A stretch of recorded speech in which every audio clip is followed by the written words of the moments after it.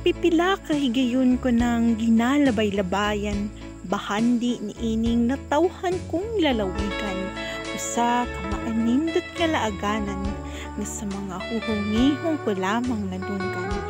Mga ambungan na hulagway, nga sa Facebook lang nako nakita, ug karon ako nang susihon ug saksihan, kining maanindot nga gasa sa kahitasan.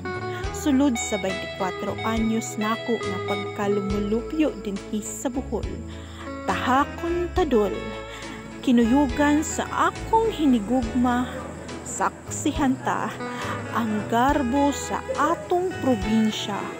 Walay igong kasunlan ng akong kalipay, mga kabundukang ginadayo, ginaduaw, di ra sa mga Pilipino ug mga Boholano, pati na sa mga tawong may dugong bughaw. Ug bag-o pa man makatungas sa babaw, musugat ang tubig nga bugnaw, maanindot nga talan-awon, kuyog ang akong pahulay, nabati ko ang way susama nga kalipay.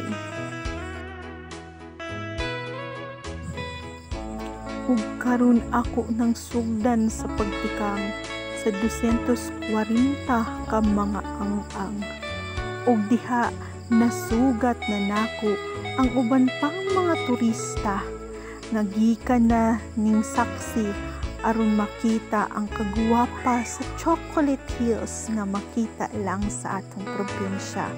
Apan kuyog nako sa kanunay, sa kaon namong puno sa kalipay, kauban ang nag-inusara nakong hinigugma. Apan unsang hitabua, tunga-tunga sa pagtikang sa 240 nga mga ang-ang, gihangak naman ang babaeng diliniwang.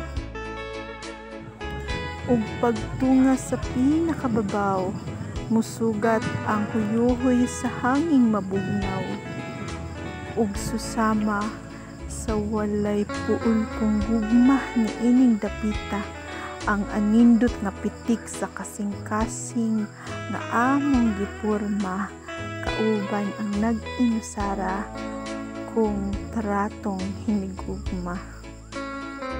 Karong higayuna, nagpahulagway ang nagpakaarong ingnon nga turista, ang mga ngisi o katawa nga maoy saksi sa nabating kalipay nga way sama. Ang pagsawop sa adlaw mao ang timailhan arong karon biyaan ang maanindot nga kinaiyahan, apan dili hikalimtan ang pagkupot sa kamot sa akong hinigugma. Papaduol kuptan nga way buhiay, kay saad namong duha walay biyay, apan oras na aron mubabay, kay nanilong-kilong na maong kami na namilit na og muuli naming duha. Magpabilin sa among panumduman ang kaanindot sa gasa sa atong kahitasan nga sa atong probinsya lamang makitaan.